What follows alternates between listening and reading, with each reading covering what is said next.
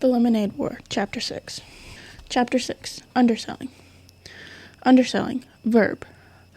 Pricing the same goods for less than the competition. Jessie knew that Evan was up to something. First of all, there was those phone calls last night.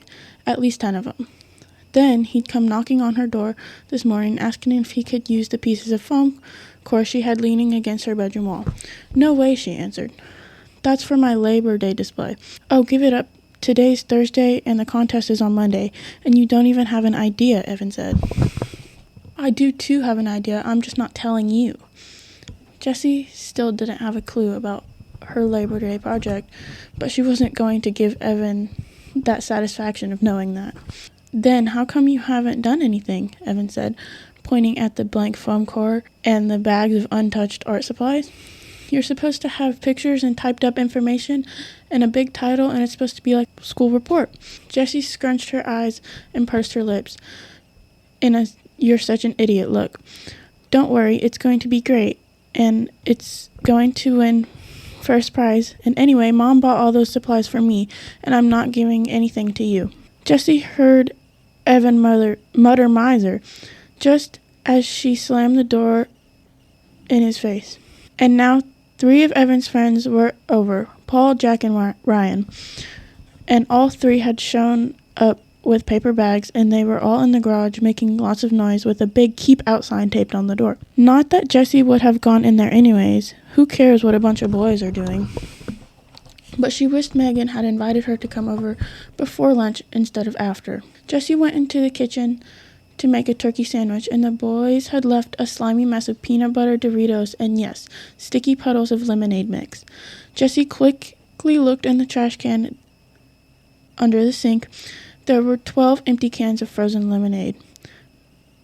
12. That was 96 cups worth of lemonade. 96 possible sales. Holy cow. Where had Evan gotten the lemonade? He hadn't gone to the store, and he didn't have any money anyway. And Jessie remembered the paper bags that Paul, Ryan, and Jack had carried in. She bet the boys had all raided their freezers and brought over a stash. That didn't seem fair. She and Megan had to buy their lemonade today, using the money they'd made yesterday. How were they going to stay ahead of the game if the boys had free lemonade to sell? Think, Jessie, think, she whispered to herself. She couldn't let those boys win. By the time she finished her lunch and cleaned up her mess, she wasn't going to lift a finger to clean up the boys' mess.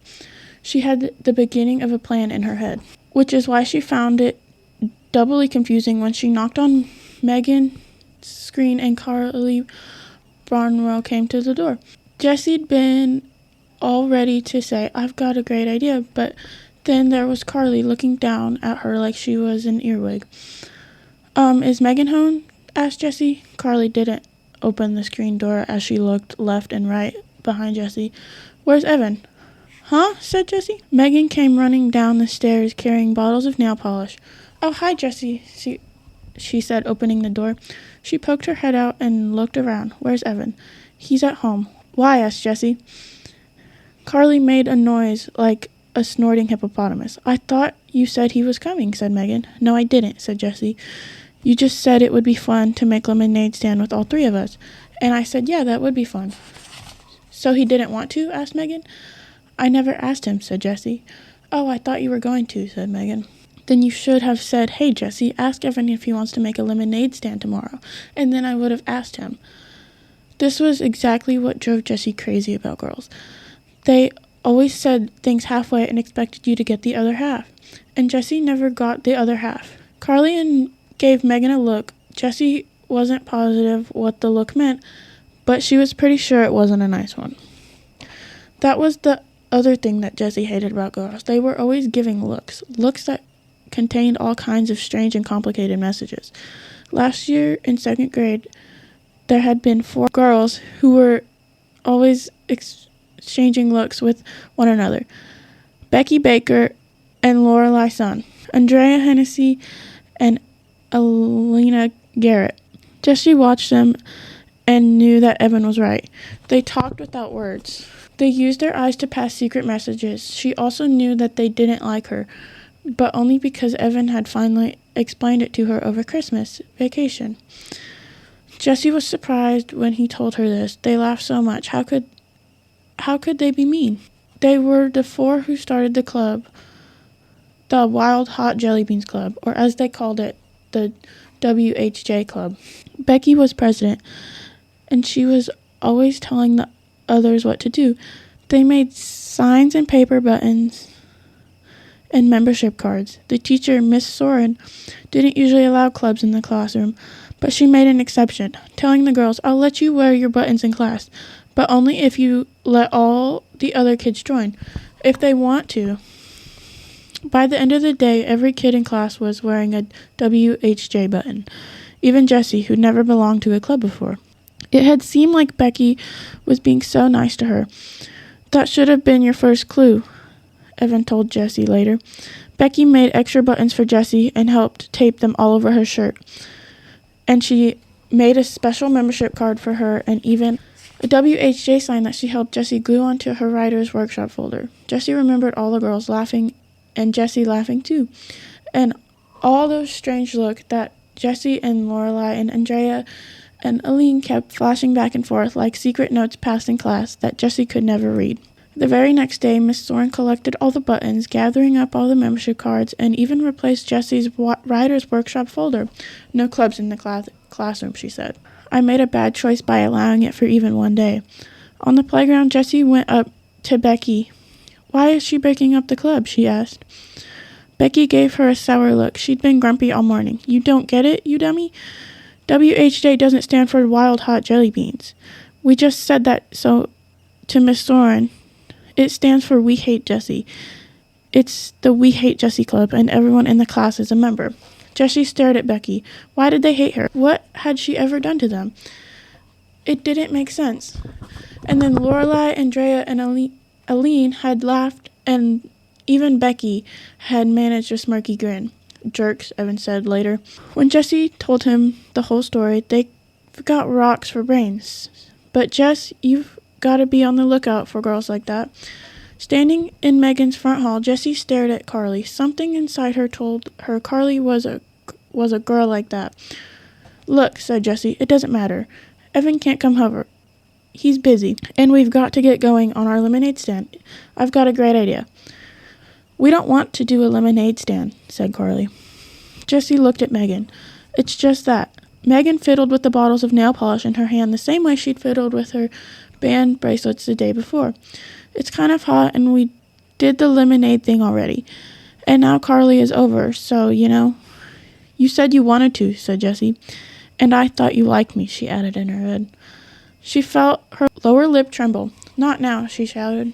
"Don't be a big baby." Megan stood there saying nothing, fiddling with the bottles. Then she turned to Carly. "Oh, come on, Carly. It'll be fun. We made a ton of money yesterday, and it was really fun."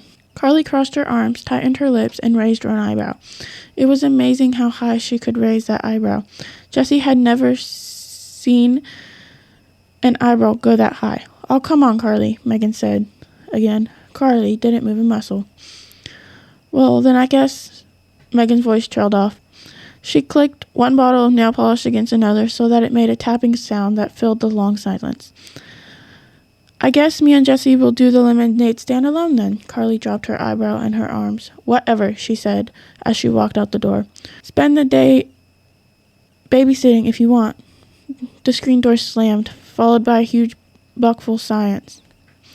"Whatever," said Megan, imitating Carly's voice. Jessie laughed, even though she was still singing from the babysitting remark. "Thanks for doing the lemonade stand with me," she said.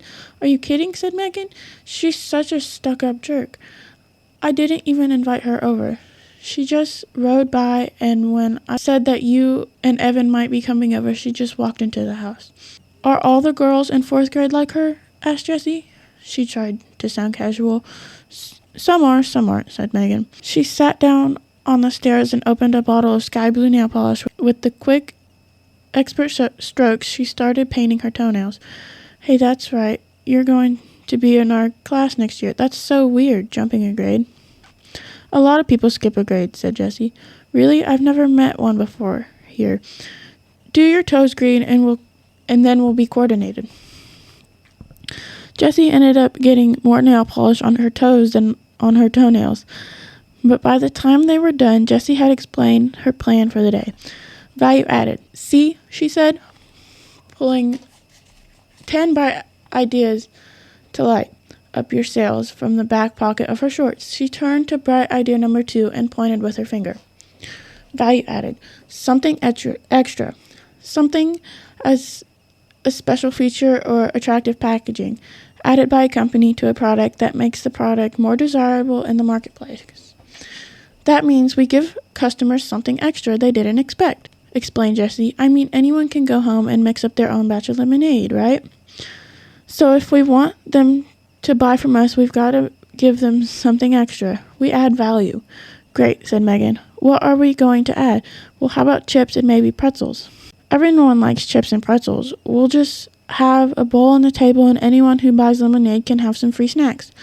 So we're adding value. Snacks. Yeah, except Jessie had stayed up late last night reading her mom's booklet. You know what we're really adding? Fun. That's one thing people can't get all by themselves. It looks like we're selling lemonade and snacks, but we're really selling fun, and everyone wants fun. Wow, said Megan. That's really smart. It'll be like a party. Who doesn't like a party?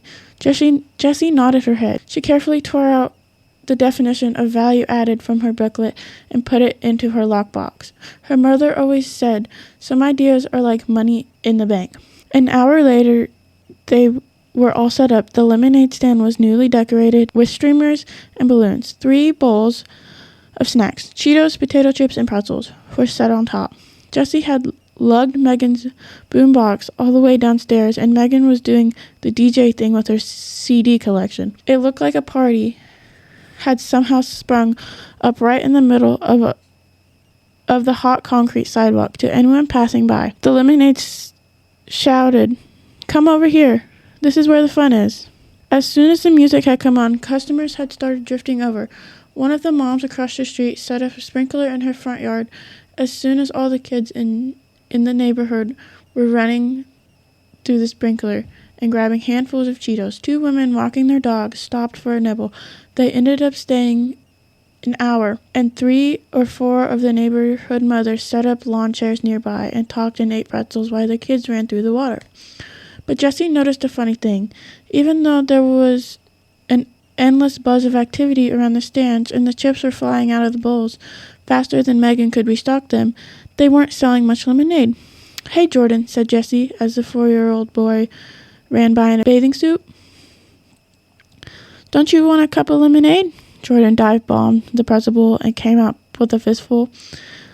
I had too much already. 4 glasses. And off he ran. 4 glasses, said Jessie to Megan. He didn't buy any. Mrs. Doran, don't you want a cup of lemonade? Sorry, Jessie, I have to pass, said Mrs. Doran. I've had 2 already, and I'm trying to cut down on sugary drinks. Where's everybody drinking so much lemonade? Wondered Jessie. She looked down the road. Oh, wait a minute. Megan, hold the fort down, said Jessie. I'll be right back. Sure thing, said Megan. Dancing to the music. This music stand was the greatest idea. It's like a birthday for the whole neighborhood.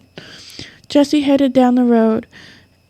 As she rounded the bend, she prepared for the worst. Evan's lemonade stand crowded with customers, but there was nothing, absolutely nothing. The corner was deserted. She crossed the street and went into the garage. There was a cooler, dirty and empty, and there were stacked plastic chairs, 4 of them this time. And there was, wait a minute, those were new signs. Jessie pulled out 3 large pieces of foam core. On the back of each one was part of the penguin project Evan had done last year in 3rd grade.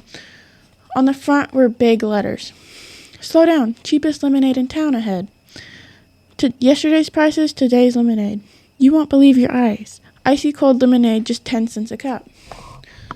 Jessie couldn't believe her eyes. 10 cents a cup, that was crazy. Even if they sold all 96 cups, they'd only make $9.60. And split 4 ways, that's just $2.40 for each boy. Evan was never going to earn $100 with that kind of profit. Jessie went down into the basement. Evan and Paul were playing air hockey. The puck flew into Evan's goal, and Paul threw his arms up into the air with a victory V. Oh, snap, said Evan. You're winning. Winning? Winning? Are you kidding me? said Paul. Then he dropped his voice into a gravely growl and said, I don't play to win. I play to pulverize. Just like that, the muscle guy actor in Agent Town, the movie that the boys were talking about, Paul was even flexing his muscles like that actor, except that Paul didn't have any muscles, at least none that Jesse could see. When Paul saw Jesse, he dropped his arms. Hey, he said. Paul was Jesse's favorite of Evan's friends. He always joked around with her, but in a nice way, and he never minded when Evan invited her to come along with them. Hey, said Jesse, what's up? Evan turned off the air hockey table. Nothing, he said. We were just going out. Paul dropped his hockey paddle onto the table and followed Evan into the garage. Jesse trailed behind. Where are you going, he asked. Down to the tracks, said Paul, as he strapped on his bike helmet. We put pennies there this morning, so we gotta go get 'em now. Squash, you wanna? Yo, shouted Evan. My bee, muttered Paul. So see ya, he said to Jesse. Jesse hated this feeling of being shut out, like she wasn't wanted. Evan had never made her feel that way before, even when sometimes he did want to be just with his friends. He'd always say things like, Jess, we're going out to shoot hoops, just the two of us. But when we get back, we'll play Spud with you. So that she knew he still liked her even when she wasn't invited along. But this was like he hated her. He never wanted to play with her again, and Paul was going right along with it. Jessie scowled. So you really cleaned up today at the lemonade stand, huh? She said. Yep, we sold out, said Evan. So what did you make, like $3, she asked. Actually, we made a ton. What was it, Paul? $45, said Paul. Jessie's mouth went slack. $45? There's no way, she said. Not at 10 cents a cup. Oh, just the little kids paid that, said Evan. The grown-ups all gave us way more. That's too cheap, they said. It's such a hot day and you're working so hard. Here, take $1. Keep the change. It was crazy. Unreal, said Paul. They kept pushing all this money at us because they thought it was so sweet we were selling lemonade for a dime. We made a killing. Bright idea number 5. Jessie remembered it immediately.